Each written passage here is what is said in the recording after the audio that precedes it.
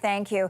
Joining us now is John Hardie. He is the Russia Program Deputy Director at the Foundation for Defense of Democracies. Thank you for joining us. Speaking in Normandy, the president argued that similar principles were at stake in both wars, the defense of freedom and a rules-based international order. Is that accurate? And how do you think that analogy is being received here at home?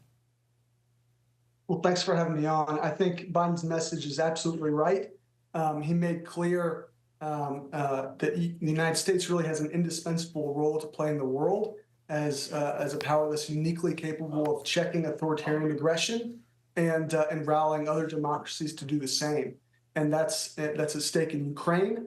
But I think Biden is also speaking to some here in America who hold the short-sighted view that the United States should not only abandon Ukraine but turn inward more broadly. And so I hope they did hear that message. John, as we've said, the president is set to meet with Ukrainian President Volodymyr Zelensky while he's in France for this 80th anniversary this week. And one of the things the White House says is how the U.S. can deepen our support. They're supposed to talk about that for Ukraine. We've already spent billions of dollars at a time when many American taxpayers don't agree we should be funding this war. So any thoughts on how all of that's going to play ahead of the election? Well, one very simple thing we could do to greater support Ukraine wouldn't involve spending any more money. It'd simply involve allowing Ukraine to take the gloves off. Biden has allowed Ukraine to use some American-supplied weapons to strike across the border inside Russia, but he's barred them from using longer-range ATACMS missiles to strike deeper into Russia, things like air bases from which Russian aircraft launch glide bombs against Ukrainian positions and towns. So with a stroke of a pen, Biden could change that guidance and allow, like I said, allow Ukraine to untie its hands a bit.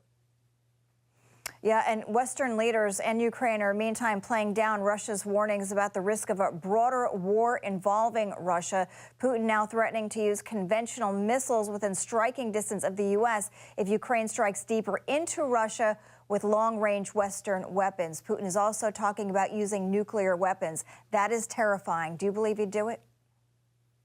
I think that the risk of Russian nuclear use is fairly low. It's probably it's not as high as it's even been earlier in the war.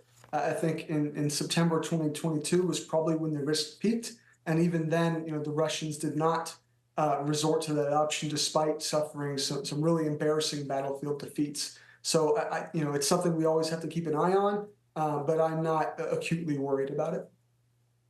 Yeah, certainly a lot to keep an eye on in the days to come. It seems to be just kind of a moving situation here. John Hardie, thank you so much for your thoughts as always.